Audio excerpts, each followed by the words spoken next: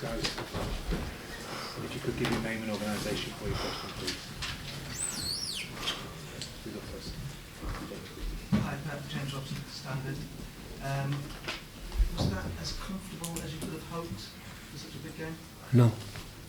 Always is tough. When you lose is a disaster. When we win is easy. That doesn't work in that level. So first half was more difficult, but it's normal.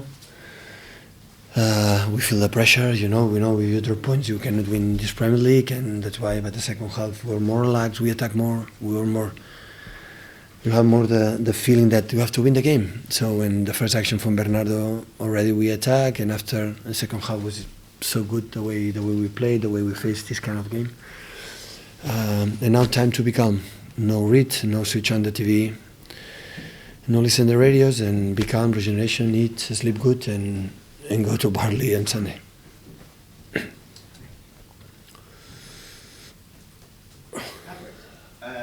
How important was that substitution at the start of the second Sorry? half? The substitution at the start of the second half, I noticed Leo went out to warm up Well, straight away. Was it always the plan to bring him on for Fernandinho? Was it injury force that kind of forced your hand? yeah, with Fernandinho was in the half time, a little problems in both legs, muscular.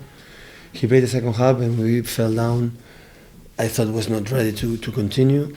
And that's why I make substitute. I thought in the half time, put Leroy maybe later. It was a little bit in advance, but the way he came in was incredible. Gundogan in that position give us our game quicker. And Leroy, attacking by line is a special player. So I'm so demanding to him, and sometimes I like to be critical on him, because we know his potential and we want to help him to be more consistent in his game, not just in his actions with the ball, without two. And today was so good. He played in a high level. You're now 3 wins from the title. How confident are you that the players and you can achieve that and close it out? No, like I said, the last 5-6 games is in our hands. So Liverpool, of course, I think is not going to drop too much points. So if he drop points and they have the challenge to win, they're going to win the games. But it's in our hands. So it's 3 games. But it's like this. So we won the last 11. I think last 18 to 19. So it's incredible what these players have done so far. But still, you have a job to do. If that victory happened in November, December, January, we celebrate it more. We can enjoy it more. But tomorrow, maybe tonight you can enjoy it, but tomorrow it's over, it's gone. So you have to be focused, so focused again there, because I know the people are going to talk about how beautiful we are, how handsome we are, how like this, like that. And now we have to go to Barley. And my 2 previous seasons at Barley is incredible tough, with Boots, Barnes, with McNeil. He's an incredible player, and you have to be focused, because Barley is always tough game to play, but we are fortunate to think it's in our hands. So it depends on our performance. If you win our 3 games, we will be champion, and that is we're going to try to do. Yeah.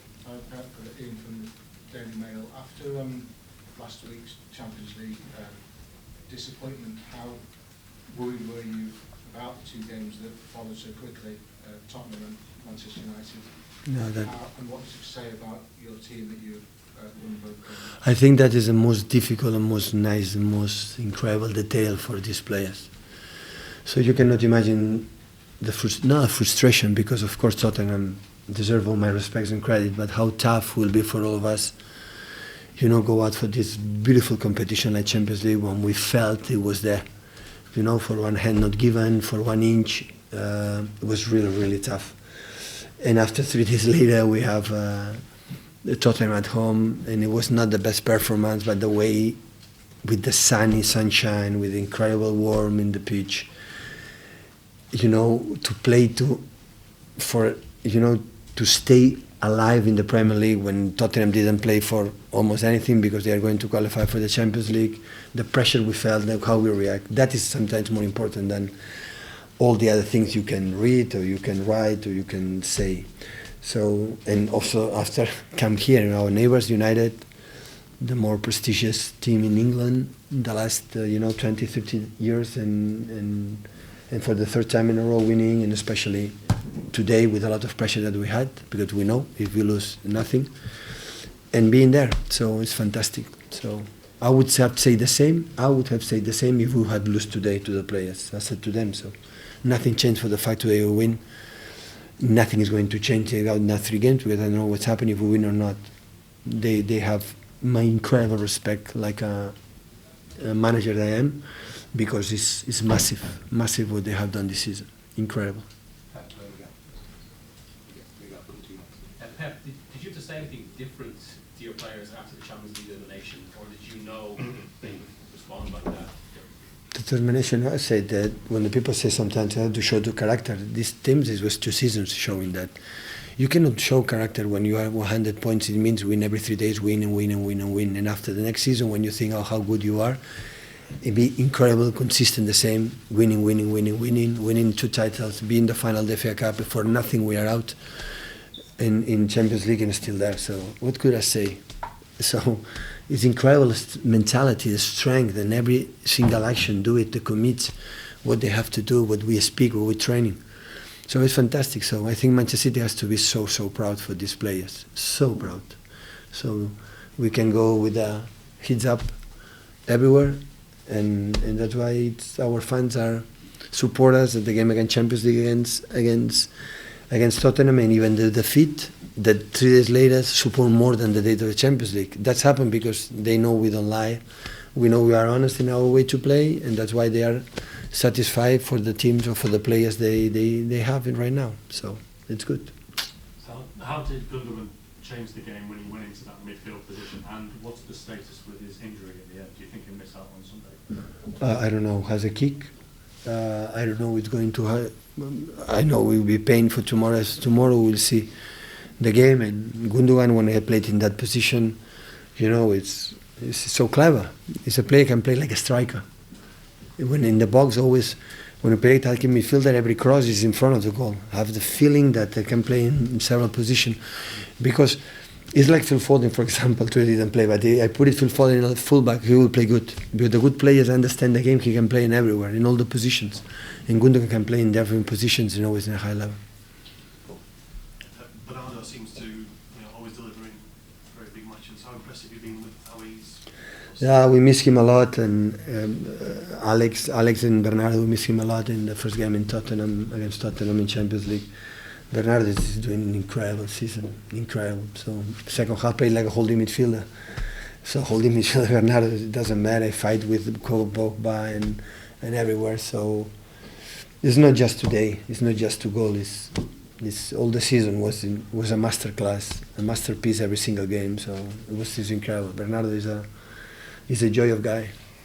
It's a thing on Bernardo, Pep, that you've had a lot of bad luck with injuries in the field. Kevin's been missing for a long time. You've missed David at different points. Fernandinho. You've really needed other midfielders to step up, and has he sort of surpassed your expectations this season in terms of what he's done? I think next season fought a little bit. No, maybe I was my reason because I didn't put it on the pitch quite regularly. But he finished good last season, and this season pre-season was incredible. And I said to the guys, so I spoke with Leroy and the other ones for the striker, so I cannot put it out, Bernardo, with his performance. And of course he can play right, left. For example, the game against Swansea, playing the left winger and make the goal and an assist. It was offside, the goal from Sergio, but make the assist. And after playing a holding midfielder, can play an attacking midfielder, and is so intelligent player and work ethic as a fighter. So he's one of the best players in Europe, one of the best. With obviously Bernardo and Sané, they get the headlines, but you turned once again to your captain for a huge game to come in. Yeah. He's had injuries, many people write him off, maybe it's his last season or the rest of it. Why do you need him for games like this, the high pressure games, you brought him back again? No, Pini is an incredible experienced guy. So always I demand why always finish the season in perfect physical condition and during the season is not in perfect physical condition. But it's good. It's good now. Is finishing, and of course he give us something special. It's so aggressive in the box. It's the mentality.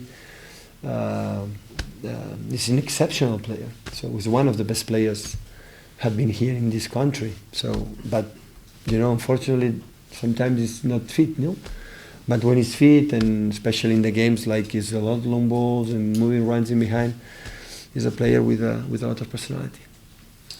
Cheers, guys. Thank you. Thank you.